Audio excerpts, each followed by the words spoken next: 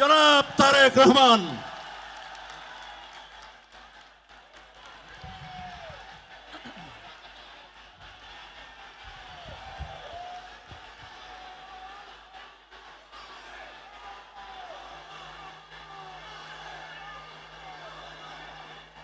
বিসমিল্লাহির রহমানির রহিম।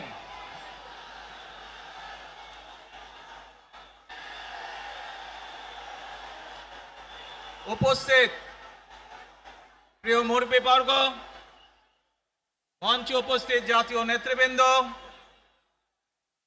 আমার সামনে উপস্থিত প্রিয় ভাই ও বোনেরা এবং মিডিয়ার মাধ্যমে সমগ্র বাংলাদেশ থেকে যারা দেখছেন এই অনুষ্ঠান, প্রিয় ভাই বোনেরা, প্রিয় মা বোনেরা, আসসালামু আলাইকুম। প্রিয় ভাই বোনেরা, আজ প্রথমেই আমি রাব্বুল আলামিনের দরবারে হাজারো লক্ষ কোটি শুকরিয়া জানাতে চাই। রাব্বুল আলামিনের অশেষ রহমতে আজ আমি আমার প্রিয় মাতৃভূমিতে ফিরে আসতে পেরেছি আপনাদের দোয়ায়। আপনাদের মাঝে প্রিয় ভাই বোনেরা, আমাদের এই প্রিয় মাতৃভূমি 1971 সালে লাখো শহীদের রক্তের বিনিময়ে অর্জিত হয়েছিল। ঠিক একইভাবে 75-এ আবার 7ই নভেম্বর আধিপত্যবাদীদের হাত থেকে রক্ষার জন্য সেদিন সিপাহী জনতার বিপ্লবের মাধ্যমে আধিপত্যবাদের হাত থেকে দেশকে রক্ষা করা হয়েছিল। একইভাবে পরবর্তীতে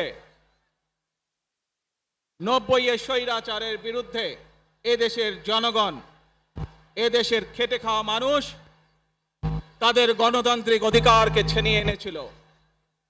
কিন্তু তারপরেও ষড়যন্ত্রকারীদের ষড়যন্ত্র থেমে থাকেনি। আমরা তারপর দেখেছি 2024 সালে, 71 সালে এই দেশের মানুষ যেমন স্বাধীনতা অর্জন করেছিল, 2024 সালে এদেশের ছাত্র জনতা সহ সর্বস্তরের মানুষ, কৃষক, শ্রমিক, গৃহবধূ, নারী, পুরুষ, মাদ্রাসার ছাত্র সহ দলমত নির্বিশেষে, শ্রেণী পেশা নির্বিশেষে সকল মানুষ সেদিন 2024 সালের 5ই আগস্ট এই দেশের স্বাধীনতা এবং সার্বভৌমত্বকে রক্ষা করেছিল।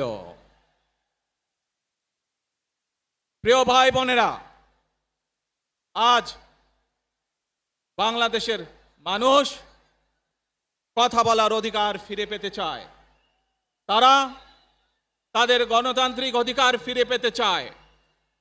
বাংলাদেশের মানুষ চায় তারা তাদের যোগ্যতা অনুযায়ী ন্যায্য অধিকার পাবে। প্রিয় ভাই বোনেরা, আজ আমাদের সময় এসেছে সকলে মিলে দেশ গড়ার। এই দেশে যেমন পাহাড়ের মানুষ আছে, এই দেশে একইভাবে সমতলের মানুষ আছে। এই দেশে মুসলমান, বৌদ্ধ, খ্রিস্টান, হিন্দু সহ বিভিন্ন ধর্মের মানুষ বসবাস করে। আমরা চাই সকলে মিলে এমন একটি বাংলাদেশ গড়ে তুলব আমরা, যেই বাংলাদেশের স্বপ্ন একজন মা দেখেন, অর্থাৎ একটি নিরাপদ বাংলাদেশ আমরা গড়ে তুলতে চাই। যে বাংলাদেশে একজন নারী, একজন পুরুষ, একজন শিশু যেই হোক না কেন নিরাপদে ঘর থেকে বের হলে নিরাপদে ইনশাআল্লাহ ঘরে আবার ফিরে আসতে পারে। প্রিয় ভাই বোনেরা, এই দেশের জনসংখ্যার অর্ধেক নারী, 4 কোটিরও বেশি তরুণ প্রজন্মের সদস্য, 5 কোটির মতন শিশু, 40 লক্ষের মতন প্রতিবন্ধী মানুষ রয়েছেন। কয়েক কোটি কৃষক শ্রমিক রয়েছেন। এই মানুষগুলোর একটি প্রত্যাশা আছে এই রাষ্ট্রের কাছে, এই মানুষগুলোর একটি আকাঙ্ক্ষা আছে এই দেশের কাছে। আজ আমরা সকলে যদি ঐক্যবদ্ধ হই, আজ আমরা যদি সকলে প্রতিজ্ঞাবদ্ধ হই, তাহলে আমরা এই লক্ষ কোটি মানুষের সেই প্রত্যাশাগুলো পূরণ করতে পারি ইনশাআল্লাহ। প্রিয় ভাই বোনেরা, 71 সালে আমাদের শহীদরা